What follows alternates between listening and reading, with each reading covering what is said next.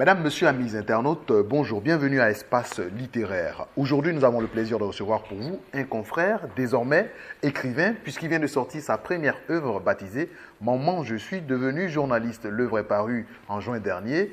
Bonjour Franck Etienne. Bonjour. Maman, je suis devenu journaliste. Est-ce que vous pouvez lever un coin de voile sur ce titre déjà évocateur? Moi, je suis devenu journaliste. C'est un roman qui raconte l'histoire d'un jeune homme, un dialogue entre lui et sa mère. Et au cours de ce dialogue, sa mère lui demande ce qu'il veut faire dans sa vie. C'est une histoire, je vais dire, qui peut apparaître au début banale, parce que tous les parents, à un moment donné, demandent à leurs enfants ce qu'ils veulent faire. Donc la mère demande à son fils ce qu'il veut faire plus tard, après les études. Et le fils lui répond qu'il souhaite devenir journaliste.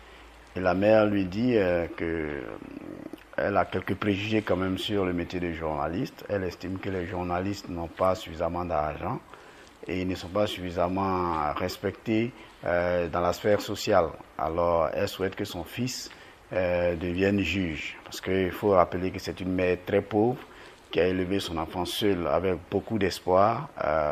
Vous savez qu'en Afrique, quand on élève un enfant, on y met beaucoup d'espoir. On espère qu'il va nous tirer de notre situation difficile. Donc, elle voulait que son enfant soit vraiment au sommet, comme on dit, de la société, pour qu'elle puisse, je vais dire, certainement en tirer beaucoup de bénéfices.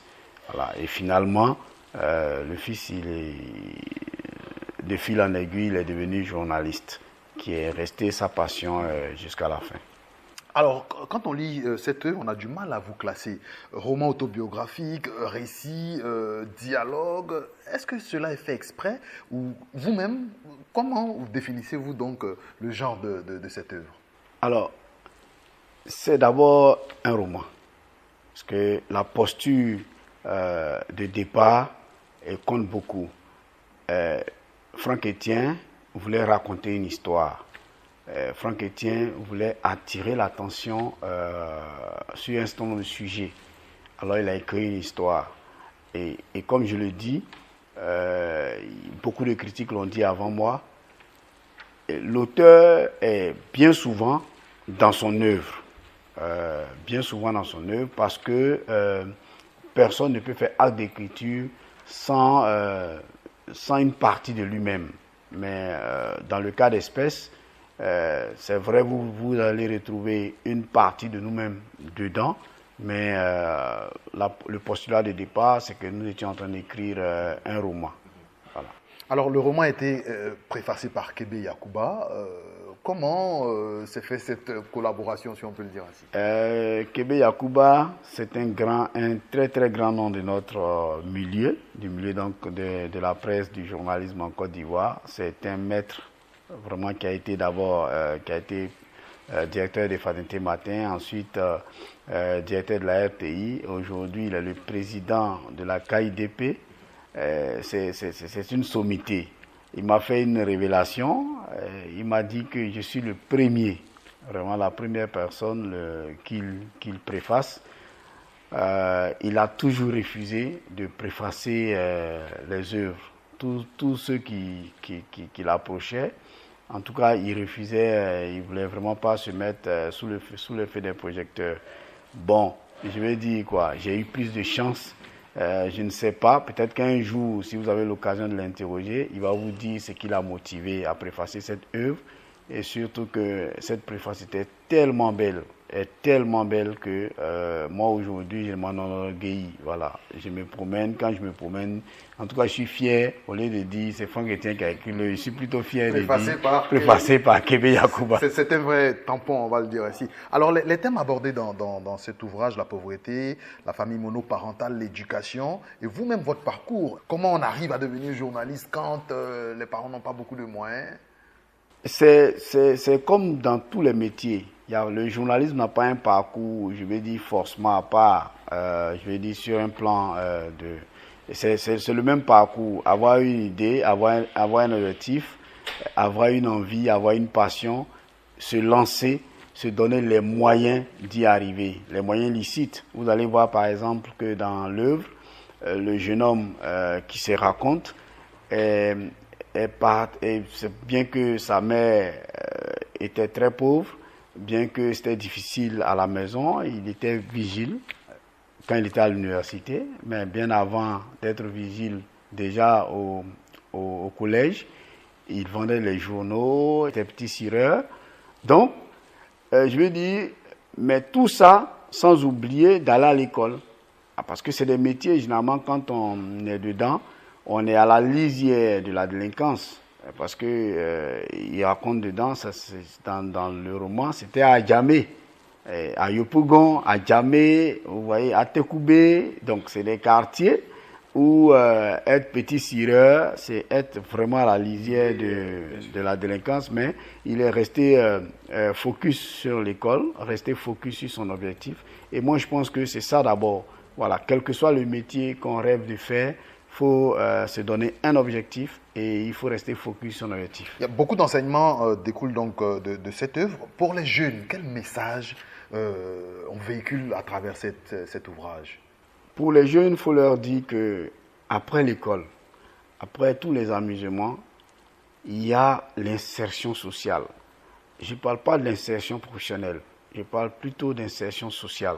Parce que vous pouvez être le plus grand diplômé de la Terre, vous pouvez être dans la plus grosse boîte, dans la plus grosse entreprise de la Terre, mais si vous n'avez pas les capacités de vous insérer socialement, c'est difficile. Et cette insertion sociale-là, elle se prépare. Voilà, elle se prépare. Et c'est un conseil en même temps aux parents de laisser, de créer les conditions pour que leurs enfants préparent leur insertion sociale. Comme je l'ai dit, le narrateur dans cette œuvre-là, il est petit cireur pendant qu'il est élève, il est vendeur de journaux, vendeur de jus pendant qu'il est élève. Même quand il arrive à l'université, il est vigile. Ça veut dire qu'il avait cette envie d'abord de travailler, de faire quelque chose, d'être utile à la société, au-delà d'aller à l'école. Voilà. Au-delà d'aller à l'école, il n'a pas voulu utiliser l'école comme sa profession exclusive. Voilà. Et donc, c'est cela. Aujourd'hui, il faut que nos petits frères arrivent à le faire. Nous, aujourd'hui, en tant que pédagogue, parce que depuis un certain moment, quand même, j'enseigne dans les universités de la place, on remarque que nos enfants ne sont pas préparés à entrer dans la société. Et beaucoup, quand ils finissent de faire leur diplôme, ça devient difficile même d'avoir le premier emploi. Même quand on leur donne rendez-vous, ne serait-ce que le rendez-vous pour le premier entretien, il y en a qui s'emmènent en retard. C'est parce qu'ils n'ont pas préparé leur entrée véritablement dans la société.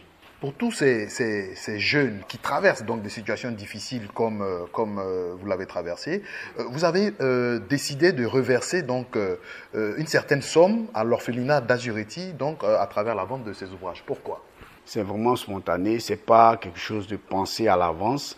Au moment où j'écrivais, au moment où je faisais acte d'écriture, je n'avais pas l'intention tout de suite de reverser quelque chose à l'orphelinat, à un orphelinat. C'est vraiment spontané, c'est venu comme cela, c'est une inspiration. En plus, on pourrait dire peut-être que l'inspiration est venue parce que nous-mêmes, on a été orphelins vraiment les 3/4 de notre vie.